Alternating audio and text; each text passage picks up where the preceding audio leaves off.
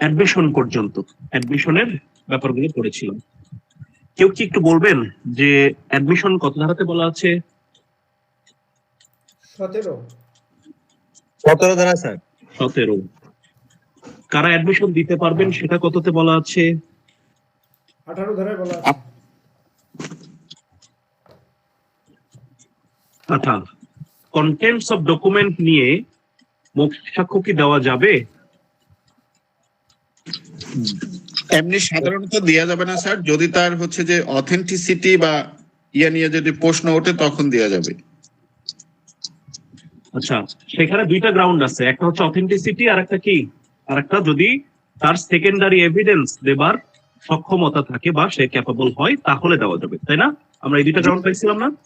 জি sir, জি। ওকে, আচ্ছা, অন্য একজন বলেন প্লিজ যে এই বিধানটা যে ওরাল এভিডেন্স, ওরাল মানে কোন স্টেট ওরাল অ্যাডমিশন দেওয়া যাবে না এই কন্টেন্ট অফ ডকুমেন্টস এর এগেইনস্টে, এই ধারাটা কত কত ধারার বিধান এটা?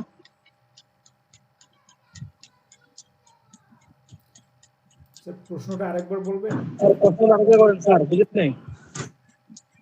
আচ্ছা, আমি বলছি যে কন্টেন্টস অফ ডকুমেন্ট নিয়ে কোনো ওরাল অ্যাডমিশন দেওয়া যাবে না, এই বিধানটা এভিডেন্স অ্যাক্টের কত ধারায় বলা আছে?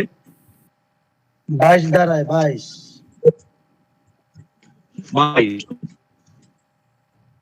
আচ্ছা, ডিজিটাল রেকর্ড নিয়ে আমরা কখন ওরাল এভিডেন্স দিতে পারি বা ওরাল অ্যাডমিশন দিতে পারি বলেন তো কেউ একজন? 22 এর এ। না, কখন দিতে পারি? হ্যাঁ, 22 এতে বলা আছে কথা সত্য, কিন্তু কখন স্যার দিতে ওটা পারি? সোর্সটা ফেক দাবি করে, ডিজিটালের ফেক। রাইট, যখন সেটা জাল বা সেটার অথেন্টিসিটি নিয়ে কোশ্চেন ওঠে, তাই না? অথেন্টিক কিনা, অথেন্টিসিটি নিয়ে কোশ্চেন, অর্থাৎ সেটার মানে সত্যতা নিয়েই কোশ্চেন, যে এটা হয়তো এডিট করে বানানো হয়েছে বা এআই দিয়ে বানানো হয়েছে, এই টাইপের যদি কোনো ইস্যু থাকে তখন ওরাল এভিডেন্স অ্যাডমিসেবল এই জিনিসটা আসতে পারে। কিন্তু 22A এবং 22 এই দুইটা ধারার যে এই যে বিধানটা, এই জিনিসটা কিন্তু এমসিকিউ এ আসতে পারে। যদি অ্যাডমিশন থেকে একটু টাফ কোশ্চেন আসে তাহলে এখান থেকে আসবে। ওকে, আর আরেকটা বলেন, সেটা হচ্ছে যদি ধরেন এক্স এবং ওয়াই এর ভিতরে একটা মোকদ্দমা চলছে, সেই মোকদ্দমাতে এক্স বলল যে এই সংক্রান্ত বিষয়ে জেড যা বলবে সেটা অ্যাডমিশন হিসাবে গণ্য হবে, এটা কোন ধারার বিধান? এটা স্যার 20 ধারার বিধান স্যার। 20 ধারার বিধান, কেন একটু এক্সপ্লেইন করতে পারবেন? এটা স্যার হচ্ছে মামলার কোন পক্ষ, অর্থাৎ হচ্ছে চুক্তির দুইটা পক্ষর কোন এক পক্ষ সে নিজে স্বীকৃতিটা না দিয়ে সে বলতেছে যে আরেক ব্যক্তির স্বীকৃতিটাই চাচ্ছে, সে ওই স্বীকৃতিটাই তার স্বীকৃতি হিসাবে হচ্ছে মানে রেফার করছে যে সে যা বলবে সেটাই এ ব্যাপারে গণ্য হবে। ঠিক আছে, রেফার করে দিয়েছে। আমরা ধরেন যে হচ্ছে একটা, ধরেন যে আমি একটা মেডিসিনের ডক্টরের কাছে গেলাম, কিন্তু আমার দেখা গেল যেমন লিভারে প্রবলেম আছে, তখন লিভার স্পেশালিস্টকে সে রেফার করবে না?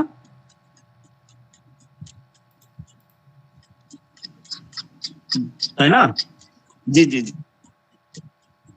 তাহলে বিষয়টা এরকম, যদি আমি কাউকে রেফার করে দেই যে আমার পরিবর্তে সে বলবে বা সে যেটা বলবে আমি সেটা মেনে নেব, এইরকম কথা আসলেও সেটা অ্যাডমিশন হিসেবে গণ্য হবে। ওকে, 20 ধারার বিধান। স্যার এখানে তৃতীয় ব্যক্তির আপনারা রাখছেন, আপনাদের ধন্যবাদ। কেউ কি কিছু বলছিলেন? আমি বলছি জাহাঙ্গীর ভাই? তৃতীয় ব্যক্তি ভাই আপনার কথা শোনা যাচ্ছে না ভাই, একটু স্পিকারের কাছে আসবেন অথবা ইয়ারফোনটা একটু কাছে নেন।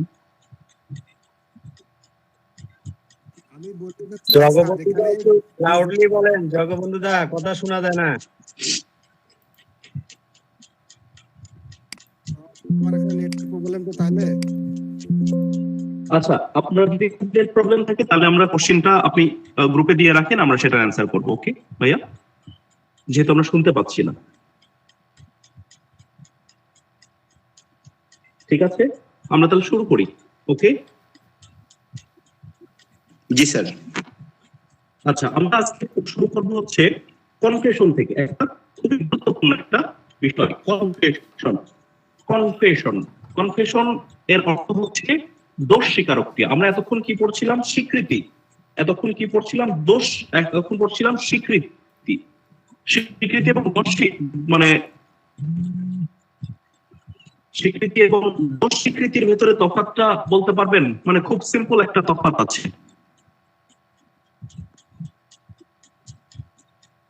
একটু tough করতেন। স্যার স্বীকৃতিটা সাধারণত দেয়া হয়, অ্যাডমিশন দেয়া হয় হচ্ছে অপর পক্ষের কোনো হচ্ছে আর্গুমেন্ট বা অপর পক্ষের কোনো বিষয়কে, আর স্বীকারোক্তিটা দেয়া হয় স্যার নিজের কোনো অপরাধকে স্বীকার করার মাধ্যমে। আচ্ছা, একটা জিনিস আপনারা একটু খেয়াল করলেন না? এটা খুব কমন জিনিস হতে পারতো যে অ্যাডমিশন ব্যাপারটা সিভিল এবং ক্রিমিনাল দুটার ক্ষেত্রে প্রযোজ্য, কনফেশন ব্যাপারটা শুধুমাত্র ক্রিমিনালের ক্ষেত্রে প্রযোজ্য, তাই জি না? স্যার, গোলাম Right, কিবরিয়া ভাইয়া right. অনেক জটিল করে বললেন। যাই হোক, সেটাও ঠিক আছে, সেটা ঠিক আছে, কিন্তু খুব সিম্পল এবং প্লেন ল্যাঙ্গুয়েজ আমরা যদি বলতে যাই, অ্যাডমিশন কথাটা সিভিল এবং ক্রিমিনালের দুই জায়গাতেই আসতে পারে, কিন্তু কনফেশন কথাটা সিভিলে আসার সুযোগ নেই, কারণ এখানে দোষ স্বীকৃতি করছি একটু। সেটা হচ্ছে ক্রিমিনাল এর ক্ষেত্রে কনফেশন প্রযোজ্য হয়, সিভিলের ক্ষেত্রে কোনো কনফেশন করার ক্ষেত্রে।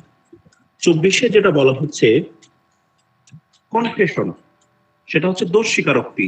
নিজেকে জড়ায়া যখন একটা অপরাধ ঘটানোর স্বীকৃতি প্রদান করা হয়, যেরকম আমি এবং এই গ্রুপের যারা জয়েন করছেন তারা মিলে একটা ধরনের অপরাধ করছি, আমি স্বীকৃতি দিলাম যে আমরা সবাই মিলে, আমি সবার নাম বলে দিলাম যে আমরা সবাই মিলে একটা অপরাধ করছি, তাহলে এটা একটা ক্রিমিনাল কেসে দোষ স্বীকারোক্তি বলে গণ্য হবে, যেটাকে আমরা খুব আইনের পরিভাষা বাদে আমরা প্র্যাকটিসের পরিভাষায় কি বলি?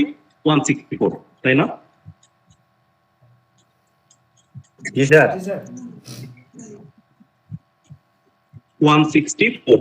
এখন আমার কাছে আপনাদের কাছে প্রশ্ন হলো 164 এইটা করার যে বিধান আছে, এটা করার প্রক্রিয়া কততে বলা আছে বলেন? 364 স্যার। 364। গুড।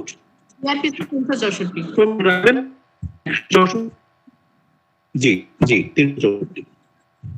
164 পরিপূরক সেকশন হচ্ছে 364। আচ্ছা, আমরা একটু মাঝে মাঝে বের হবো কিন্তু, হ্যাঁ, আপনাদের তাতে আপত্তি থাকার কথা না, আমরা কিন্তু মাঝে মাঝে একটু বের হবো, কারণ আমাদের এই বোথ এভিডেন্স একটা বোথ সিভিল এবং ক্রিমিনাল নেচারকে, ক্রিমিনাল মানে সুটকে বা কেসকে কিন্তু টার্গেট করে, কাজে আমাদের মাঝে মাঝে বের হতে পারে বা সিআরপিসির রেফারেন্স আসতে পারে। এখন তাহলে কনফেশন ব্যাপারটা আমরা বুঝলাম, যে কোনো একটা অপরাধের যখন স্বীকৃতি প্রদান করা হবে সেটা কনফেশন বলে করতে হবে। এখন কনফেশনের কিছু মৌলিক শর্ত আছে, সেই মৌলিক শর্তর একটা বলা আছে হচ্ছে এই আপনার সেকশন 24-এ কি আছে? 24-এ বলা আছে যদি কাউকে প্রভাব করে অথবা কাউকে প্রতিশ্রুতি দিয়ে অথবা কোনো কি করে কোনো থ্রেট দিয়ে, অর্থাৎ তাকে ভয়ভীতি প্রদর্শন করে, এই তিনটা ক্ষেত্রে, এই তিনটা কাজ করে যদি কনফেশন আদায় করা হয়, সেই কনফেশনটা কি বৈধ হবে? না। না স্যার, না, 24 ধারা অনুযায়ী না, এই কনফেশন বৈধ হবে না, এটা বলা আছে সেকশন 24-এ। তাহলে এলিমেন্টস কয়টা? 3টা। কি কি করা যাবে না? একটা হচ্ছে প্রভাবিত করা যাবে না, 2 কাউকে ভয়ভীতি দেখানো যাবে না, 3 কাউকে কোনো প্রতিশ্রুতি দেওয়া যাবে না। এই 3টা ব্যতি রেখে কনফেশন নেওয়া যেতে পারে। এই 3টার যদি কোনো উপাদান একটা কনফেশনের ভেতরে উপস্থিত থাকে, তাহলে সেই কনফেশনটা বৈধ হবে না। এটা সেকশন 24-এর বিধান। ক্লিয়ার? জি স্যার। কেউ একজন রিপিট করে দেখি যে 3টা উপাদান কি? Promise, inducement and threat. Promise, threat, inducement, ভীতি। Threat right, threat. তাহলে ক্লিয়ার? এরপরে আসি আমরা এই যে 25 ধারাতে। 24 ধারার বিধান সবার জন্য ক্লিয়ার কিনা? জি স্যার, ক্লিয়ার স্যার, ক্লিয়ার। ওকে, 25 ধারার বিধান বলা আছে কনফেশন টু পুলিশ অফিসার। যদি পুলিশ অফিসার দোষ স্বীকারোক্তি তাহলে এভিডেন্স অ্যাক্টের ক্লিয়ার প্রভিশন হচ্ছে সেটা গ্রহণযোগ্য নয়, সেটা গ্রহণযোগ্য নয়। এভিডেন্স অ্যাক্টের 25 ধারা বলে কি, যে যদি কনফেশন পুলিশ অফিসারের সম্মুখে দেওয়া হয় সেই কনফেশন বলে গণ্য হবে না। সেটা কি হতে পারে? সেটা একটা স্টেটমেন্ট হতে পারে। স্টেটমেন্ট, এই স্টেটমেন্ট কোন স্টেটমেন্ট বলতে পারবেন? সিপিসির সিআরপিসির কততে বলা আছে এই স্টেটমেন্টের কথা? 161। খুব সুন্দর, আপনাদের পারফরমেন্স খুবই সুন্দর। আপনারা যে ডেডিকেটেড এই জিনিসগুলো বোঝা যায়। আপনারা অনেকেই এই প্রফেশনের সাথেও কিছুটা জড়িত আমি জানি। আপনারা নিশ্চয়ই অ্যাপ্রেন্টিস হিসেবে অনেকে আছেন, আবার অনেকে বিভিন্ন ধরনের জব করছেন, চেষ্টা করছেন আইনের জগতে আসার। সবার জন্যই এই জিনিসগুলো খুব ছোট বা এই খুব সাধারণ বিষয়গুলো সম্পর্কে কনসেপ্ট ক্লিয়ার থাকা জরুরি। তাহলে 161 ধারার অধীনে যদি কোনো স্টেটমেন্ট পুলিশ অফিসারের কাছে দেওয়া হয় সেটা কনফেশনের মর্যাদা কি পাবে? পাবে না স্যার, পাবে না স্যার, পাবে না। এটার বিধান কত বলা আছে? 25 কততে? কত ধারা অনুযায়ী এভিডেন্স অ্যাক্ট? 25 সেকশন অনুযায়ী। 25 ধারা, 25 সেকশন অনুযায়ী। আচ্ছা, এরপরে দেখেন আইনের একটা বিষয় খেয়াল করছেন কিনা, আইন প্রথমে একটা কথা বলে তারপরে আবার তার কিছু এক্সেপশন রেখে দেয়, তাই না? খেয়াল করেছেন? জি ওই যে স্যার, প্রোভাইডেড দ্যাট টাইপের কথাবার্তা, প্রোভাইডেড দ্যাট টাইপের কথাবার্তা, যেটাকে আমরা আইনের পরিভাষায় বা আমরা মজার ছলে বলি কি, এটা হচ্ছে কি আইনের ফাঁকফোকর, তাই না? Right sir. আইনের ফাঁকফোকর দিয়ে আমরা এই জিনিসগুলোই আসলে আইনের ফাঁকফোকর। যেরকম এখানে বলা আছে কি 26 ধারার বিধান কি? 26 ধারার বিধান হচ্ছে সেটা বলছে যে পুলিশ অফিসারের কাস্টডিতে থাকা কালে কনফেশন বৈধ হতে পারে। দেখেন 25-এ বলছে যে পুলিশ অফিসারের সামনে দেওয়া কোনো বক্তব্য কনফেশন হিসেবে ট্রিটেড না, গণ্য হবে না। কিন্তু 26-এ বলছে কি হতে পারে। কখন হতে পারে? যদি সেটা কোনো ম্যাজিস্ট্রেটের সামনে প্রদান করা হয়। তাহলে আবার কোনটার বিধান চলে আসলো? 164 স্যার, সিআরপিসি। 164 এবং 364 সিআরপিসি, জি রাইট। তাই না?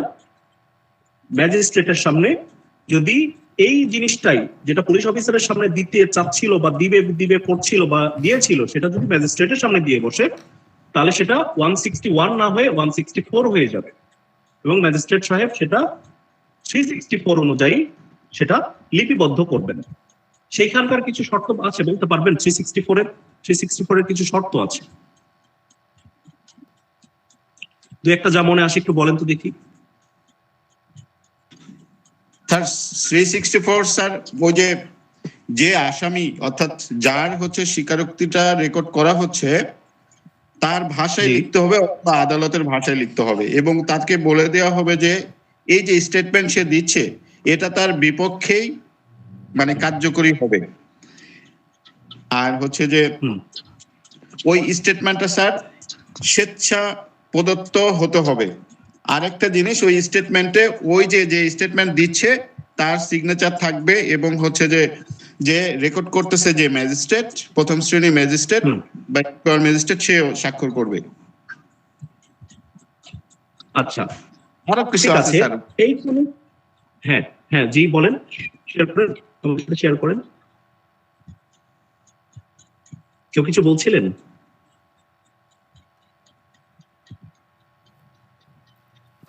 আচ্ছা, ওকে, গোলাম কিবরিয়া ভাই যেটা বলছিলেন কথা ঠিক আছে। 364 এরকম কিছু শর্ত জুড়ে দেওয়া আছে এবং ম্যাজিস্ট্রেট এটা ক্লারিফাই করে দিবে যে আপনি এই সাক্ষ্য দিতে বাধ্য নন এবং যদি দেন সেটা আপনার এগেইনস্টে প্রয়োগ করা হবে। এই জিনিসটা কিন্তু প্রথম কন্ডিশন, যে আপনি এই সাক্ষ্য এই বক্তব্য দেওয়া কিন্তু আপনার জন্য জরুরি না। আপনি কি কোনো প্রেসারে দিচ্ছেন, কে প্রভাব বিস্তার করছে সেই কারণে দিচ্ছেন, নাকি আপনাকে ওই রিমান্ডে নিয়ে খুব টর্চার করেছে এই কারণে দিচ্ছেন, এগুলো কিন্তু ম্যাজিস্ট্রেটের দেখার ব্যাপার। তাই না? কারণ যদি সেটা এই ঠিক সেম ঘটনা ধরেন যে হচ্ছে এই পুলিশ কাস্টডিতে থাকাকালে 24-এর যে ব্যাপারগুলো বলা আছে, 24-এর যে 3টা বিষয় বলা আছে, এই 3টা বিষয় ঘটতে পারে কিনা? পারে স্যার। জি স্যার। পারে। এই কারণে ম্যাজিস্ট্রেটকে প্রথমে কি করতে হবে যে এইগুলো ঘটে নাই এইটাকে সার্টিফাই করতে হবে, এই জিনিসটা আগে ক্ল্যারিফাই করতে হবে, যে সে তাকে বোঝাবে যে আপনি এই 3টা ব্যাপার আপনার সাথে ঘটেছে কিনা। যদি ঘটে থাকে তাহলে আপনার কনফেশন নেব না, আর যদি না ঘটে থাকে আপনি স্বেচ্ছায় দিতে চান এবং আপনি জানেন যে এটা আপনার এগেনস্টে ব্যবহার হবে, এইসব জেনে বুঝে আপনি যদি দেন তাহলে আমি লিখবো। ব্যাপারটা এরকম, স্বেচ্ছা প্রণোদিত কাজ, ভলেন্টারিলি হতে হবে। এটা হচ্ছে কনফেশনের বা 164, 364 এই জিনিসের একটা খুব কোর একটা পার্ট, যে ভলেন্টারি ইনভলভমেন্ট হতে হবে। ওকে, তাহলে 26-এর ব্যাপার আমরা গেলাম, যে পুলিশ কাস্টডিতে থাকা সত্ত্বেও আমরা কনফেশন নিতে পারি যদি সেটা ম্যাজিস্ট্রেটের সামনে হয়। আবার দেখেন আরেকটা এক্সেপশনের কথা বলছে 27 ধারাতে। 27 ধারাতে কি বলতেছে? ঠিক আছে, পুলিশের সামনে 164 মানে 161-এ কিছু কি দিল, কিছু স্টেটমেন্ট প্রদান করলো। এখন এই জিনিসটা যদি ডিসকাভারি দ্বারা অর্থাৎ আবিষ্কার করতে ধরেন, সে বলেছে 161-এ বলেছে যে রক্ত মাখা একটা ছুরি আমি কি করছি, ওই ধান খেতে ফেলে দিয়ে আসছি, বা ফেন্সিডেলের একটা বোতল ওই কি বলে ওই খেরের পালাতে আমি লুকায় রাখছি, বা ওই গুদাম ঘরে রেখে দিয়েছি, বা খাটের তলাতে রেখে দিয়েছি, এবং তার নির্দিষ্ট বলা সেই তথ্য অনুযায়ী যদি অনুসন্ধান বা তদন্ত করা হয় বা ডিসকাভারিতে যাওয়া হয়, এবং সেখানে যদি পাওয়া যায় ওই জিনিসগুলো, দেখা গেল যে হ্যাঁ সে যেখানকার কথা বলেছে, যেই ক্ষেতের কথা বলেছে সেই ক্ষেতেই ওই ছোড়াটা পাওয়া গেছে, সে যে গুদাম ঘরের কথা বলেছে সেখানে ওই মাদক দ্রব্যগুলো পাওয়া গেছে, তাহলে সেটা কিন্তু অ্যাডমিসেবল হবে। এটাকে কিন্তু কনফেশন বলছে না, কিন্তু এটা কিন্তু অ্যাডমিসেবল হয়ে যাবে। কারণ এই জিনিসটা তার ওই যে আমরা একটা জায়গায় পড়েছিলাম, মনে আছে কিনা, যে it must be supported by the state of mind, body or bodily feeling এ পড়েছিলাম, যে it must be supported by subsequent conduct, অর্থাৎ একটা কাজ দ্বারা অনুসমর্থিত হতে। অর্থাৎ আপনি যেটা বলেছেন সেটা বাস্তবিক কিছু প্রেক্ষাপট বা প্রমাণাদি থাকতে হবে। যদি সেটা থাকে তাহলে পুলিশের কাছে দেওয়া কোনো স্টেটমেন্টও আদালত সেটাকে অ্যাডমিসেবল করতে পারে। এইখানে একটা জিনিস খেয়াল করবেন, যে এইখানে কোথাও বলে নাই যে এটা কনফেশন হিসেবে ঠিক হবে। এইখানে সব জায়গায় বলেছে যে এটা একটা ইনফরমেশন যেটা ডিসকাভারি দ্বারা সমর্থিত, অর্থাৎ আসামির কোনো বক্তব্য অ্যাকচুয়ালি আপনি ওই তদন্তে সেই জিনিসটা পেয়ে থাকেন, কোনো চোরাই মালের ক্ষেত্রে, কোনো মার্ডার কেসের উইপেনের ক্ষেত্রে, কোনো মামলার ক্ষেত্রে, তখন সেটা প্রমাণ করা যেতে পারে। মানে এটা কিন্তু আপনাকে এখানে কিন্তু কনফেশন বলে নাই, খেয়াল করে দেখবেন। এই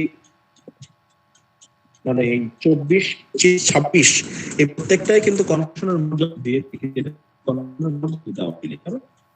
কিছুই ঘটতে পারে। দেখা যাচ্ছে হচ্ছে এই 24 কিছু ইনগ্রেডিয়েন্ট কিন্তু এখানেও ঢুকে যেতে পারে। আপনাকে হয়তো বললো যে তুমি আমরা একটা সাজানো একটা মামলা রেডি করে আমরা ওইখানটাতে এইগুলো রাখি, এটা প্রমাণ করা যেতে পারে, কিন্তু এটা কনফেশন হিসেবে কিন্তু ট্রিট হবে না। সেই যে অপরাধ করেছে এই জিনিসটার কিন্তু পাকাপোক্ত মানে আমরা বলি সেই জিনিসটা কিন্তু এটা হবে না। আপনারা হয়তো মানে জানেন যে একটা কনফেশনের ভিত্তিতে কি একটা মামলার রায় দেওয়া যায়, মানে আসামির এগেইনস্টে শাস্তি দেওয়া যায়, আসামিকে শাস্তি দেওয়া যায়, বলতে পারবে না? না স্যার, এটা শুধুমাত্র কনফেশনের ভিত্তিতে, অ্যাডমিশনের ভিত্তিতেই দেওয়া যাবে না স্যার। 31 ধারাতে তাই তো একটা বার দেয়া আছে ওখানে। 31 ধারা কোন 31? এই সাক্ষ্য আইনের 31 ধারা স্যার, এভিডেন্স অ্যাক্টের 31 ধারাতে বলা আছে যে কনফেশনই চূড়ান্ত প্রমাণ নয়। সাক্ষ্য আইন ধারা কনফেশনের কথা বলতে একটু খেয়াল করে দেখেন তো। ওটা একটা পার্টিকুলার কথা বলা আছে তো। admission not conclusive proof but may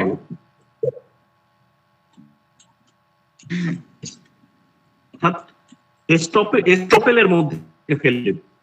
কিন্তু আমাদের কাছে যে প্রভিশন, সেই প্রভিশন হচ্ছে বা জেনারেল প্র্যাকটিস যেটা আমরা বলি, সেটাতে ইউজুয়ালি কোনো জুডিশিয়াল ম্যাজিস্ট্রেট বা কর্মকর্তা কেউ শুধুমাত্র কনফেশনের ভিত্তিতে একটা মামলার রায় একটা আসামির এগেনস্টে দেন না, যদি না আনুষঙ্গিক বা পারিপার্শ্বিক পরিস্থিতি কিছু আসামি ডিসকভার, সাধারণত একটা বিষয় কনসিডার করে দেন না। তবে আইনগত কিন্তু সেভাবে বাদ নেই। হ্যাঁ, বিভিন্ন রেফারেন্স আছে যে শুধুমাত্র এটাকে ব্যবহার করতে নিষেধ করা হয়েছে বা সতর্ক, যে এটা শুধুমাত্র ব্যবহার করেন পাশে খেয়াল রাখতে হবে যে অন্যান্য এই জিনিসটার সাথে কানেক্টেড।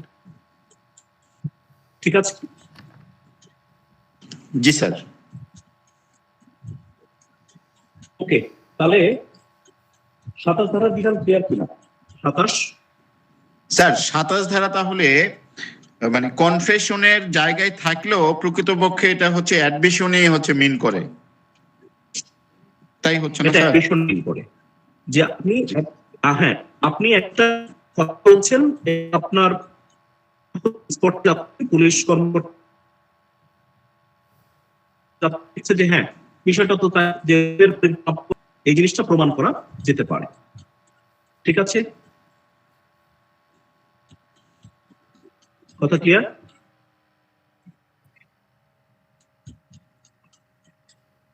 ক্লিয়ার স্যার, ঠিক আছে। ওকে, এখন আমরা 28 আমরা 24 বলেছিলাম যে কি কি 24 ছিলাম, ভয় প্রদর্শন বা কোন থ্রেট দিলে, মানে ওই থ্রেটই তো ভয় ভীতি প্রদর্শন, তো প্রভাব বিস্তার করে করলে গ্রহণযোগ্য না। কিন্তু বলছে যে সেই জিনিসটা যদি না হয়, ধরেন যে আপনাকে বোঝানো হচ্ছে যে ওই যে ম্যাজিস্ট্রেট যে কথা বললাম, ম্যাজিস্ট্রেট আপনাকে বোঝাইছে যে এই জিনিসটা দিয়ে ভালো না, কে বলে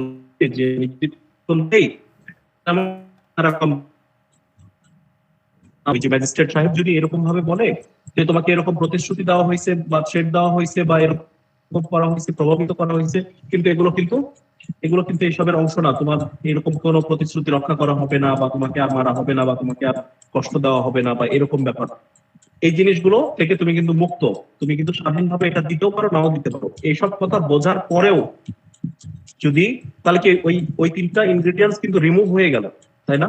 দূর হয়ে গেল না ম্যাজিস্ট্রেট যখন বোঝালেন? এরপর রিমুভ হয়ে তো পুলিশের বিপরীত স্যার। হ্যাঁ, 24-এর বিপরীত, রাইট, 24-এর বিপরীত। তাহলে এই 24-এর বিপরীত ঘটনা যখন ঘটা শুরু করলো, তখন সেই কনফেশন নিতে কি আমাদের আপত্তি থাকা উচিত? আর যদি এই সকল কিছু দূর করা সম্ভব হয়, অর্থাৎ আমি ধরেন যে আমি বললাম যে তুমি আমাকে বলো, আমি আর তোমাকে এটা বলবো না, তুমি আমাকে বলো। অনেক সময় খুব দ্রুত অপরাধীর ক্ষেত্রে অনেক সময় করা হয় কি, যে অপরাধীর বেশে ধরেন সে যখন পুলিশ কাস্টডিতে আছে বা জেল কাস্টডিতে আছে, কিছু গুপ্তচর পাঠানো হয় খুব দ্রুত অপরাধী, সে যে ওইখানে তার সাথে মেশে করে তার থেকে কথা আদায় করার চেষ্টা করবে, তুমি কিভাবে আসছো, আমি তো এই করছি ওই করছি, মানে জিনিসটা তথ্য আবিষ্কারের জন্য। অনেক সময় খুব, এটা এখন প্র্যাকটিস আর নাই, কিন্তু এক সময় এটা। তো এই সকল ক্ষেত্রে যদি ম্যাজিস্ট্রেটের ওই ক্লিয়ার কথার উপরে যে হচ্ছে তুমি এই জিনিসগুলো কনফেশন দিতে বাধ্য না, বা এরকম থ্রেট প্রমিস এই সকল জিনিস তুমি ভুলে যাও, তুমি দিলে দাও না দিলে কোনো সমস্যা নাই, কোনো অপরাধ নাই, তারপরেও যদি সে স্বেচ্ছায় দেয়, তাহলে সেই কনফেশনটা কিন্তু আমরা আইনের পরিভাষায় সেটা কিন্তু কনফেশনের পূর্ণাঙ্গ মর্যাদা পায়। সেটা কতটি বলা হচ্ছে? সেটা বলা হচ্ছে 28, তাই না? জি স্যার 28। ওকে, এরপরে আমরা 29-এ বলছে ওই যে আমি একটু আগে বলে ফেলেছি, সেটা হচ্ছে এই যে সিক্রেসির কথাটা, সিক্রেসির যে ব্যাপারটা সেটা আসলে বলা আছে 29, তাই না? 29 তো সিক্রেসির ব্যাপারটা। জি স্যার 29-এ। সিক্রেসির ব্যাপারটা কিন্তু আমি অ্যাডভান্স করে ফেলেছি। যে আমি আপনাকে বললাম যে আপনার কথাটা সিক্রেট রাখা হবে, আপনি বলেন এই আশ্বাসের ভিত্তিতেও যদি আমি কোনোটা নেই, কোনো জবানবন্দি নিয়ে ফেলি, তাহলে সেটাও কিন্তু কনফেশনের মর্যাদা পাবে। কারণ আপনি জানেন যে এই জিনিসগুলো আসলে কোনো সময় সিক্রেট থাকে না, সিক্রেসি বলে আসলে কিছু নাই দুনিয়াতে। সিক্রেট ব্যাপারটা আমি যখনই বলবো যে এটা কিন্তু টপ সিক্রেট, দেখা যাবে যে সেই জিনিসটা কিন্তু আগে স্প্রেড হয়, আগে ছড়ায় পড়ে, তাই না? আমাদের বাস্তব জীবনের ব্যাপারটা এরকম ঘটে কিনা, যে আপনি হয়তো আপনার খুব ক্লোজ ফ্রেন্ডকে একটা কথা বলছেন যে ভাই এটা খুব সিক্রেট, এই জিনিসটা কিন্তু তোমাকে গোপন রাখতে হবে, আমি খুব বাধ্য হয়ে তোমাকে বলছি। সে কিন্তু দেখা যায় যে কোনো না কোনো ভাবে হোক এই জিনিসটা হয়ে যায়। তো ওই কথাই হচ্ছে, যদি কোনো আনডিউ, জি জি শুনতে কষ্ট হচ্ছে? না স্যার, বলতেছিল যে গোপন কথা বেশি ছড়ায় স্যার, বেশি সত্য কথার থেকে গোপন কথাটা বেশি দ্রুত। Right. গোপন কথা বেশি ছড়ায়। আচ্ছা, এইখানে বলছে যে confession otherwise relevant not become irrelevant because of promise of secrecy, অর্থাৎ গোপনীয়তার শর্তে প্রদান করা কোন জবানবন্দিও স্বীকারোক্তিমূলক জবানবন্দি হতে পারে, তাই না? জি সঠিক স্যার। সিক্রেসি যে আপনার একটা একটা বলা হলো যেখানে তুমি ম্যাজিস্ট্রেটের সামনে বলো, ম্যাজিস্ট্রেট করবে, সে তাকে কোনো কি করা, কোনো তাকে কোনো দেওয়া হয়নি, প্রদান করা হয়নি, সেটা আমি একটা গোপন রাখবো, সেটা তোমার সাথে একটু শুনবে ব্যাপারটা, এবং তার থেকে একটি বই একই মামলাতে বিচার হচ্ছে এবং একজন এর ভেতরে ধরেন নিজের ভাই হোক আর টুকটাক কিছু ছাত্রীর ভাই হোক, সে স্বীকারোক্তিমূলক জবানবন্দি দিয়ে দিয়েছে যে আমি এবং ABCD আমরা 5 জন মিলে ডাকাতি করেছি। তাহলে এটা কি 10 ধারার অধীনে প্রাসঙ্গিক? এটা তো প্রাসঙ্গিক হবে স্যার, মানে সেও ইনভলভ আছে প্লাস আর অবশ্যই প্রাসঙ্গিক। আচ্ছা, এখন এটা কি 30 ধারার অধীনে, এটা কি ধরেন ABC ধারে, ধরেন এই কনফেশনটা দিচ্ছে জেড, সেও ওই মামলার আসামি, এই কনফেশনটা দিচ্ছে জেড, বলতেছে আমি এবং ABCD আমরা 5 জন মিলে ডাকাতি করেছি এবং মার্ডার ঘটাইছি। তাহলে এই জেডের বিবৃতি বা জেডের কি কনফেশন বলে হবে? জি স্যার, কনফিউশন বলে হবে স্যার। স্যার ওখানে তো বলেই দিচ্ছে স্যার যে একই অভিপ্রায় প্রসঙ্গে ষড়যন্ত্রকারীর কথা ও কাজ, এ কারণেই স্যার প্রাসঙ্গিক। হ্যাঁ, তাহলে 10 সঙ্গীত 30 সঙ্গীত। কিন্তু আমি আরেকটা ঘটনা বলি, ধরেন যে হচ্ছে একটা জায়গায় ধরেন বাস ডাকাতি হয়েছে, হ্যাঁ, বাসের লোকজনকে খুব মারধর করছে, মারপিট করছে, করে যা লুট করার করে গেছে ডাকাত দল, এটার একটা মামলা হয়েছে যে ডাকাতির মামলা। আচ্ছা, তারপরে কি করছে, ওই ওই যাত্রীদের খুব অপহায়তা দেখে কিছু মানুষ তারা ওই ধরেন যে তাদের অবশ্যই মাল সামানা চুরি করতে বা জোর করে ছিনতাই করার দিকে মামলা হয়েছে দুইটা, XYZ এক মামলা, ABCD এক মামলা। ABCD যদি XYZ এর কনফেশন দেয় যে XYZ রা এই কাজ করছে আর আমরা চুরি করছি, এটা কি কনফেশন বলে গণ্য হবে? না ভাইয়া, হবে না। এটা হবে না, কেন হবে না? 20 ধারায় বলছো যে একই বিষয়ে একই বিচারে অভিযুক্ত, নিজেকে সহ মানে নিজেকে জড়িয়ে বলতে হবে। কিন্তু বলতো যে এক্স ওয়াই যে হচ্ছে ডাকাতি করছে তারপরে এই লুটতরাজ করছি থেকে ইনভলভ করছে, তারপরেও হলো না। নিজেকে জড়াইলো না, উনি তো স্যার নিজেকে জড়াইলো না যে আমিও আমার সাথে এরা ছিল, উনি তো ওনাকে বাদ দিয়ে ওদেরকে দোষী সাব্যস্ত করছে। আচ্ছা, ওদেরকে দোষী সাব্যস্ত করলো, সেটাও ঠিক আছে, সেটাও কথা ঠিক আছে, কিন্তু তার কি করেছে তারপরে আমরা করেছি দেখ, দোষ কিন্তু সে স্বীকার করতেছে, দোষ কিন্তু অস্বীকার করছে না। ওদের এগেনস্টে যদি না হয়, এটা কি শুধুমাত্র এর এগেনস্টেও তো হতে পারে, তাই না? এর এগেনস্টেও হতে পারে কি না, কারণ এখানে বলতেছে একই অপরাধে অভিযুক্ত, আলাদা একই মামলার আসামি হতে হবে, কথা একটাই, একই মামলার আসামি হতে হবে। অপরাধটা তো স্যার এক না, মামলা যদি একটা হয়, হ্যাঁ মামলা যদি একটা হয়, তাহলে একটা মামলার যত আসামি আছে তারা অপরকে বা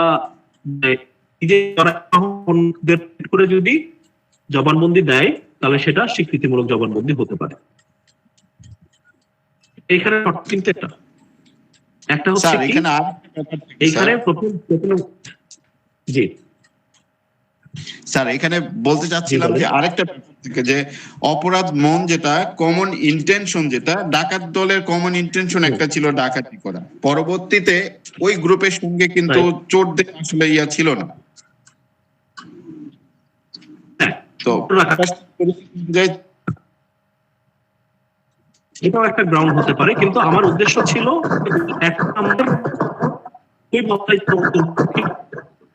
যে একই মাপে অন্তত হয় না হলে 30 ধারা শর্ত মনে থাকবে, কোন শর্তে 30 ধারায় জবানবন্দি দেওয়াটা মানে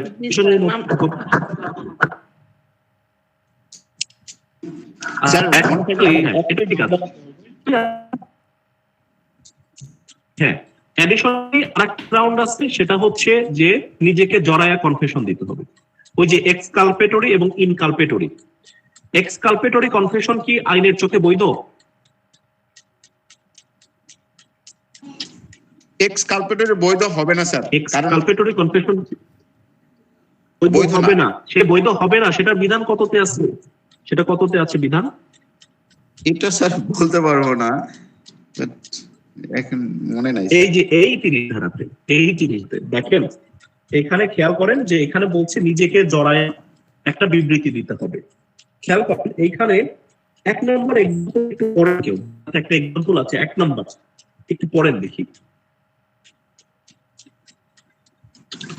স্যার 1 নম্বর এক্সাম্পল স্যার, গকে হত্যা করিবার অপরাধে ক ও খ যৌথভাবে বিচার হইতেছে, প্রমাণ করা হইয়াছে যে ক বলিয়াছিল খ ও আমি গকে হত্যা করিয়াছি, আদালত ক্ষয়ের বিরুদ্ধে এই স্বীকারোক্তির বিবেচনা করিতে পারেন। তাহলে খেয়াল করেন দুইটা এখানে পাল্লা না, একই মামলা মার্ডার অফ সিন, দুই নিজেকে জড়ায় দিয়ে সুযোগ, নিজেকে বাদ দিয়ে দেওয়ার সুযোগ নাই। তাহলে এটাই হচ্ছে শিক্ষণটা, স্কালপটরি কনফেশনকে ক্লিয়ার করা এবং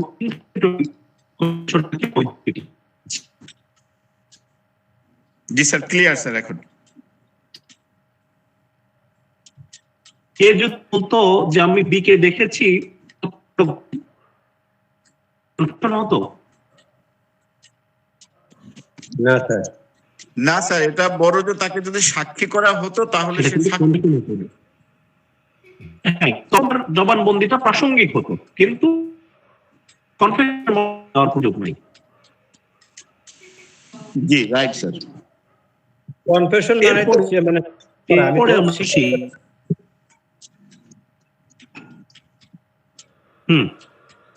ঠিক 31 ধারা একটা ধারা আছে, এটাই হচ্ছে আমাদের ধারা। সেখানে বলা আছে কি অ্যাডমিশনের, এখানে একটা অ্যাডমিশনের ফলাফলটা কি? অ্যাডমিশনের ফলাফলটা হচ্ছে অ্যাডমিশন হিসেবে বিবেচ্য হবে না। আপনার বলা কথা, ধরেন আপনি একটা জিনিস স্বীকার করে নিয়েছেন, কোন একটা ম্যাটার, সেটা দোষ স্বীকারোক্তিও হতে, সেটা অন্য কোনো প্রকার স্বীকারোক্তিও হতে পারে। কিন্তু এখানে ক্লিয়ারলি যেটা বলা আছে সেটা অ্যাডমিশন। ওই যে গোলাম কিবরিয়া ভাই যেটা বলছিলেন যে অ্যাডমিশন কনফেশন দুটোই, এইখানে অ্যাডমিশন কোনো সময়ই কি হবে না, কনক্লুসিভ প্রুফের মর্যাদা পাবে না। 41 ধারাতে এবং 112 ধারাতে যেভাবে একটা জিনিসকে দেওয়া হয়েছে লেজিটিমেসি অফ চাইল্ড, এই দুটি জিনিসকে যেভাবে মর্যাদা দেওয়া হয়েছে, অ্যাডমিশনকে সেই মর্যাদা দেওয়ার সুযোগ নেই। কিন্তু কি করবে, আপনি ধরেন যে ওই জমিটা আমি তার কিন্তু করছি, এটা ধরেন যে একটা সিভিল মামলায় স্বীকারোক্তি, সেটা থেকে আপনি আর ফেরত আসতে পারবেন না। বিধানটাই এটা যে আপনাকে পিছু হটতে দেবে না। আপনি একটা কাজ করেছেন মানে করেছেন, সেখান থেকে সরে আসার সুযোগ নাই। এটাকে অনেকে আইনের সে রিভার্টেবল বলে, মানে ফেরত নেওয়ার সুযোগ কিন্তু অ্যাডমিশন দেয় না। তাহলে অ্যাডমিশন দেওয়ার যে প্রতিক্রিয়া বা ফলাফল সেটা কি, সেটা হচ্ছে অ্যাডমিশন আর যাওয়া যায়, মানে যে ব্যক্তি অ্যাডমিশন দিয়েছেন সে ওই অ্যাডমিশন থেকে বের হয়ে এসে নতুন কোনো কথা বলতে পারবেন না। এটাই হচ্ছে ইজ নট কনক্লুসিভ প্রুফ বা মে স্টপ না, এসটি ওপেন ওপি না, এটা হচ্ছে স্টপস, যেটা আমরা স্টপেল কথাই ব্যবহার করি সেটা, তাই না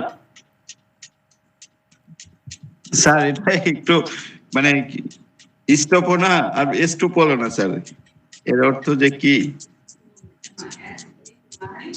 কোনটা? এটা স্যার মানে স্টপও নয়, আবার স্টপ আছে, স্টপ হলো পূর্ণাঙ্গ বলা নাই এখানে দেখি। এখানে এটা ভার্ব ফর্মে দেখেন, এখানে বলা আছে স্টপস,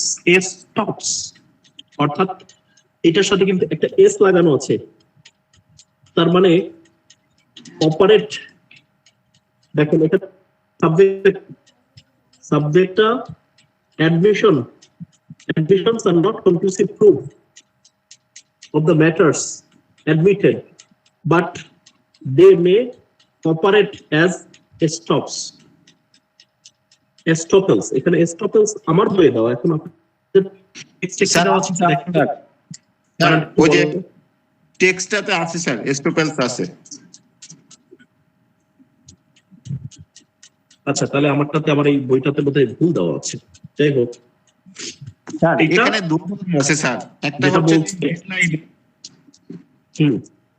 স্যার হেডলাইনে অর্থাৎ সাবজেক্ট লাইন আছে স্টপ, আর নিচে যখন কনটেক্সটটা পড়তেছি ওখানে এস্টোপেল আছে। আচ্ছা, যাই হোক, এখানে এইটা কিন্তু স্টপ জিনিসটা নেওয়া যাবে না, এখানে মানে স্টপেল জিনিসটাই নিতে হবে, কারণ এইটা হচ্ছে আইনের, ধরেন টেক্সটের সাথে, এই সংবিধানের এই কি বলে এভিডেন্স অ্যাক্টের টেক্সটের সাথে কিন্তু স্টপের সম্পর্ক নাই, যেটার সাথে রিলেটেড সেটাই আমরা নিতে পারি। আইনের বাইরে গিয়ে আইনের ব্যাখ্যা করার সুযোগ নাই। আইনে যদি সেই জিনিসটার প্রভিশন থাকে তাহলে আমাদের আইনের মধ্যে থাকতে হবে। জি স্যার।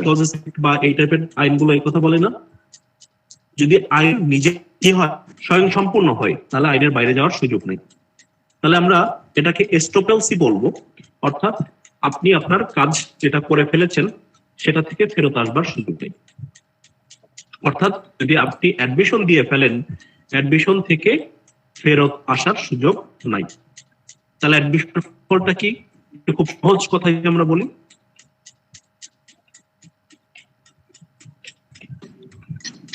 অ্যাডমিশন স্যার যদি একবার কেউ দিয়ে দেয় তাহলে সেখান থেকে ফেরত আসার কোনো সুযোগ নাই, এটা এস্টোপেল নীতি অনুযায়ী বলবৎ হয়ে যাবে। আচ্ছা আচ্ছা, আরেকটা জিনিস এইখানে মনে রাখতে হবে, প্রমাণের জন্য আবার স্যার সাক্ষ্য দেওয়া জি যাবে। আমি বললাম যে এখানে আবার প্রমাণের একটা জন্য কথা, সাক্ষ্য দেওয়া যাবে, এটা কথা।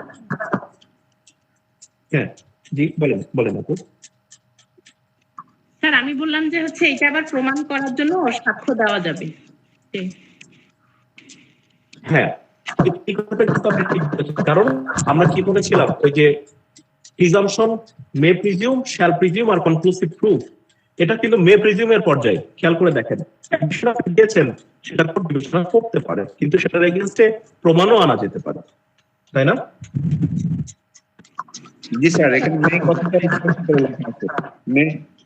তবে তবে কথা কি, কথা হচ্ছে ফেরত আসা যাবে না। কে ফেরত আসতে পারবে না?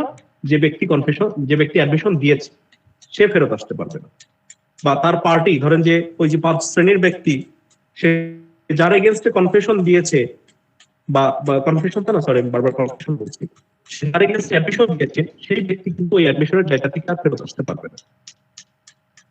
কিন্তু ভিন্নতা প্রমাণের সুযোগ আছে। এই হচ্ছে ব্যাপার। আমরা কি 24 থেকে 31 পর্যন্ত ক্লিয়ার হয়েছি কিনা?